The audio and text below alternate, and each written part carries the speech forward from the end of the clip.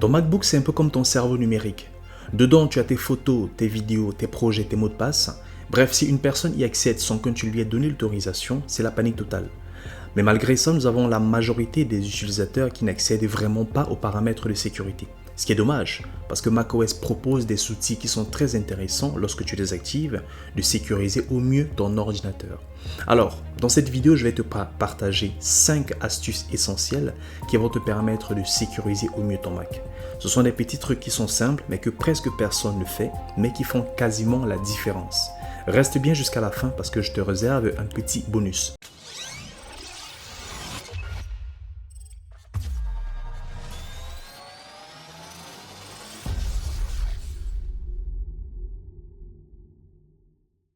Bonjour à tous et bienvenue sur Metatech. Alors si tu es nouveau sur la chaîne, n'hésite pas à t'abonner à Metatech.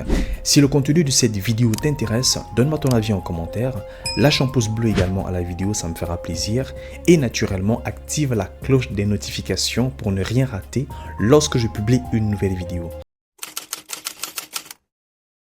Votre Mac est un ordinateur qui est très sécurisé et donc il vous demande régulièrement de saisir votre mot de passe administrateur.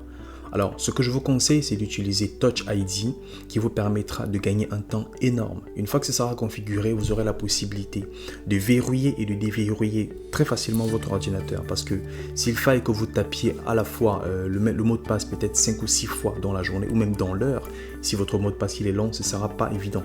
Donc, une fois que le Touch ID sera configuré, vous n'aurez qu'à, juste avec le dépôt de votre doigt sur l'endroit en question, à déverrouiller votre ordinateur. Alors, ce que nous allons faire, ce sera de nous rendre sur les réglages. On ouvre les réglages et on va chercher Touch ID et mot de passe. On clique dedans. Si vous avez déjà un mot de passe qui est configuré sur votre ordinateur, vous allez avoir ici la partie mot de passe qui vous propose de le modifier. Si vous souhaitez le modifier, peut-être vous souhaitez le rendre beaucoup plus robuste, vous pouvez faire une modification. Ou alors si vous n'avez pas de mot de passe, ça va vous proposer de créer un mot de passe. Bon, là j'en ai déjà un et je n'ai pas besoin de le modifier. Dans ce cas, ce que je vais faire, ce sera de rajouter une empreinte.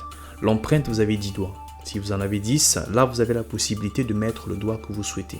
Généralement, ce sont les pouces ou alors les index ou même les auriculaires. C'est comme vous voulez. Ce que nous allons faire, c'est ajouter une empreinte. On clique sur le plus. On va bien sûr saisir le mot de passe administrateur de la personne qui est connectée à cette session. Et là, ça nous donne la main pour saisir une nouvelle empreinte.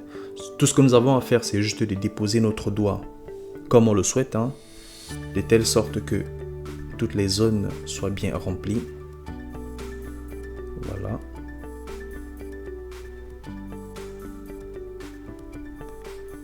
On fait ça. Voilà, maintenant il veut le tour du doigt. Donc on essaie de vraiment faire des positions assez aléatoires, de telle en sorte que ce soit en fonction de la position que vous allez faire avec votre doigt, que ça puisse facilement vous reconnaître. Donc une fois que c'est fait, on clique sur OK et nous avons le doigt 2 qui a été rajouté. Vous pouvez bien sûr ajouter un autre doigt. Bon, après, ce n'est peut-être pas, ce ne sera pas intéressant si vous ne voulez pas. C'est vraiment comme vous le souhaitez, que ce soit un doigt sur la main droite et un doigt sur la main gauche. Autre chose qui peut être intéressant, ce sera de voir ces paramètres, de faire en sorte que le Touch ID soit utilisé par exemple pour vos commandes. Si vous souhaitez payer avec Apple Pay, vous pouvez utiliser le Touch ID sur le Mac. Vous pouvez verrouiller le Mac directement en appuyant, en faisant un seul clic sur le Touch ID et ça verrouille automatiquement le Mac. Autre chose, vous avez la possibilité de valider des achats sur iTunes. Bon, de toute façon, tous ces paramètres-là, ce sera à vous de les appliquer et de les valider. Une fois que vous les avez activés, ce sera automatiquement appliqué sur votre compte. Alors, vous êtes en train de travailler et vous avez peut-être besoin de quitter votre ordinateur quelques instants ou quelques minutes pour faire quelque chose. Il faudrait justement qu'à ce moment-là, vous ayez activé un paramètre qui fera en sorte que l'ordinateur soit automatiquement verrouillé et que personne en dehors de vous ne puisse y accéder. Ou alors personne qui n'a bien sûr vos identifiants. Comme je l'ai dit justement précédemment, vous avez la possibilité de verrouiller automatiquement l'ordinateur en faisant juste un petit clic sur le Touch ID et ça va automatiquement verrouiller votre ordinateur. Mais en plus de ça, vous avez la possibilité de rajouter un paramètre qui est justement très intéressant et on le voit ensemble tout de suite. Ça se passe toujours dans les réglages de système. Nous allons partir cette fois sur écran verrouillé. On clique sur écran verrouillé et on va chercher la partie exiger un mot de passe après le lancement de l'économiseur de l'écran. Ce qui veut dire que une fois que l'économiseur de l'écran, ça veut dire que lorsque l'écran il devient noir et que ça passe en veille. À partir de ce moment-là, si vous touchez par exemple, vous essayez de réactiver l'écran, ça va vous demander un mot de passe. Dans mon cas, ça demande le mot de passe. Si l'économiseur de l'écran est activé depuis peut-être 4 minutes et que je viens le désactiver, je n'aurai pas de mot de passe qui me sera demandé. Mais idéalement, ce serait mieux de le mettre immédiatement. Ça veut dire que une fois que l'économiseur de l'écran est activé, une fois que l'écran est devenu noir, là, ça vous demande systématiquement de saisir un mot de passe. L'avantage justement que vous avez, vu que vous avez déjà appliqué le paramètre précédent, c'est qu'avec le Touch ID, vous déverrouillez automatiquement l'ordinateur. Vous le savez certainement, contrairement à l'iPhone et à l'iPad, le Mac il est multi-utilisateur. Ça veut dire que vous pouvez avoir plusieurs utilisateurs qui ont chacun leur session sur le même ordinateur. Ça veut dire que généralement, par exemple, si c'est un ordinateur qui est utilisé pour la famille, vous pouvez avoir le propriétaire qui est l'administrateur, le papa, la maman, les frères et sœurs qui chacun ont leur session, alors des sessions, par exemple pour les enfants et une session pour les parents. Le paramètre que nous allons voir aujourd'hui, ce sera un paramètre qui vous permettra de limiter les connexions d'une personne quittant sa session vers une autre session. Ce qui sera justement très intéressant parce que si par exemple sur votre session vous avez des informations personnelles, notamment qui sont personnelles à vous, et vous ne souhaitez pas qu'une personne, peut-être ça peut ne pas être une personne de la famille, mais un collègue, vous ne souhaitez pas qu'une personne qui a emprunté ou alors même volé votre ordinateur puisse accéder à vos informations, il faudrait que vous activiez ce paramètre-là pour que votre session soit sécurisée. Donc on va tout de suite sur mon ordinateur, ça se passe toujours dans les réglages système et cette fois-ci nous allons partir sur utilisateur et groupe. Donc on clique dessus et on va chercher la partie se connecter automatiquement en tant que, et il faut automatiquement et impérativement que ce paramètre soit désactivé. Parce que si ce n'est pas désactivé, ça veut dire que les autres utilisateurs qui sont connectés justement à cet ordinateur, ils ont la possibilité de switcher de leur session à la mienne. Ce qui bien sûr, même si moi à mon niveau, j'ai sécurisé ma session et que ce paramètre est activé, ça veut dire qu'une personne a quand même la possibilité de se connecter à ma session.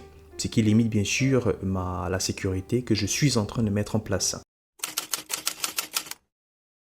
Autre paramètre qui est très intéressant, il vous est certainement arrivé que vous installez une application sur votre téléphone, sur votre iPhone, sur votre iPad ou alors sur votre Mac.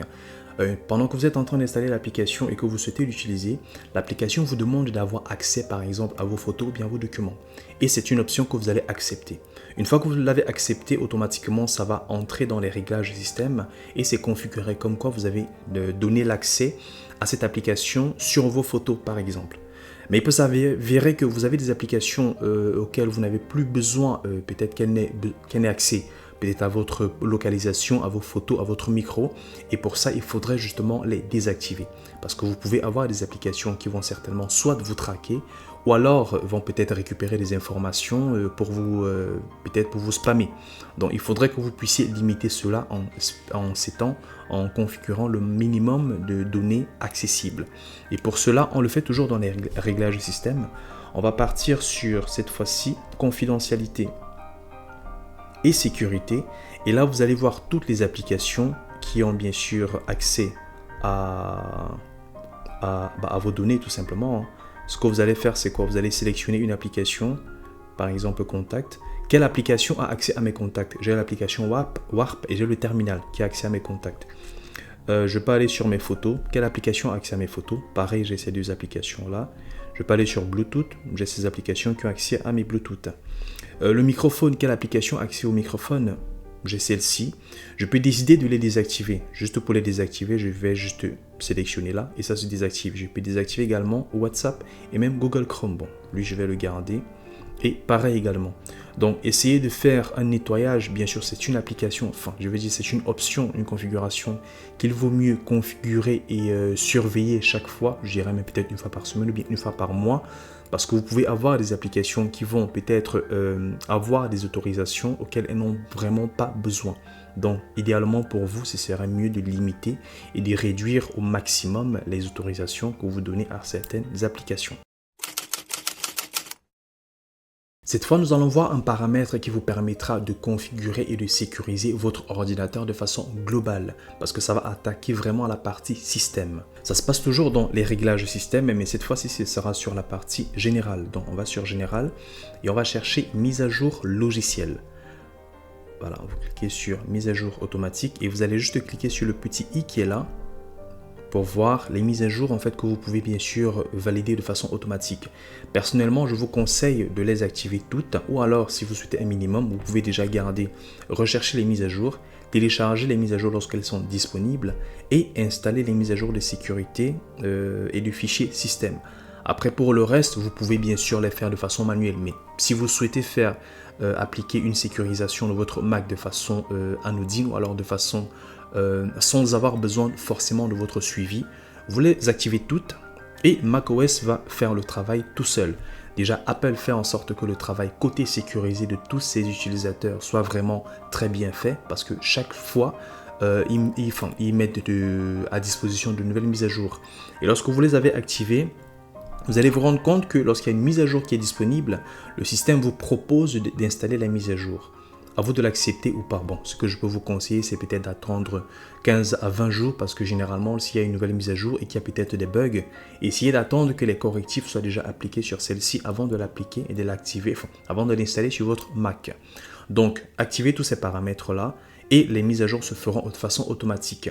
Généralement, comment ça se passe? Si peut-être il y a une mise à jour côté système qui est sortie par exemple, votre Mac va vous proposer d'installer la mise à jour. Et généralement, vu qu'il sait que l'ordinateur s'utilise dans la journée, il va vous proposer d'installer la mise à jour pendant que vous êtes en train de dormir, donc généralement dans la nuit. Et ce sera justement à vous de configurer le moment adéquat qui vous conviendra en fonction de votre disponibilité. Donc, activez tout ça. Vu que ce sont des paramètres système, si vous souhaitez par exemple activer ou désactiver l'un d'eux, il faudra que vous mettiez le mot de passe de l'administrateur naturellement. Bon. Je ne vais pas le faire, donc je vais rester tel quel. Dans le but de surveiller votre activité sur votre Mac, certaines personnes ont la possibilité, par exemple, sans vous le dire, d'activer un paramètre qui fera en sorte qu'ils puissent observer ce que vous êtes en train de faire et voir votre activité en temps réel sur votre Mac. Et donc pour ce faire, il faudrait que vous activiez un paramètre ou alors que vous désactiviez un paramètre très important et on le fait tout de suite. Donc c'est toujours dans les réglages système, mais cette fois ce sera dans général et cette fois on va chercher partage. Donc on va dans partage et il y a un paramètre qui est très important, c'est sur la partie avancée, vous avez la gestion à distance. Il faut impérativement que cette partie-là soit décochée. C'est par exemple si vous, en tant que propriétaire de votre Mac, vous n'utilisez pas un autre Mac pour dépanner peut-être votre ordinateur ou alors pour vous connecter à votre ordinateur, il ne faudrait justement pas que ce soit activé parce que si c'est activé, une personne a la possibilité de se connecter et de voir automatiquement ce que vous êtes en train de faire sur votre Mac. Donc, idéalement, laissez-le désactiver et ça vous permettra d'avoir une très bonne sécurité. Voilà, maintenant, tu as un Mac qui est beaucoup mieux protégé. Ce qui est top, c'est que tous ces réglages que nous avons vus ensemble dans cette vidéo sont totalement gratuits, accessibles à tous et ils sont déjà intégrés à ton Mac. Malheureusement, ils sont très vite oubliés. Dis-moi en commentaire si tu en connaissais certains et lesquels tu avais zappé. Et si tu veux encore plus d'astuces pour booster ton Mac, ta sécurité ou alors ta productivité, je t'invite à me lâcher un pouce bleu, à me donner ton avis en commentaire et bien sûr à t'abonner à la chaîne Metatech. Ça me donne bien sûr de la force et ça me permet de proposer des contenus encore plus intéressants. Et bien sûr, une fois que tu auras activé la cloche des notifications, ça te permettra de ne rien rater lorsque je vais publier de nouvelles vidéos sur la chaîne. À très bientôt sur Metatech.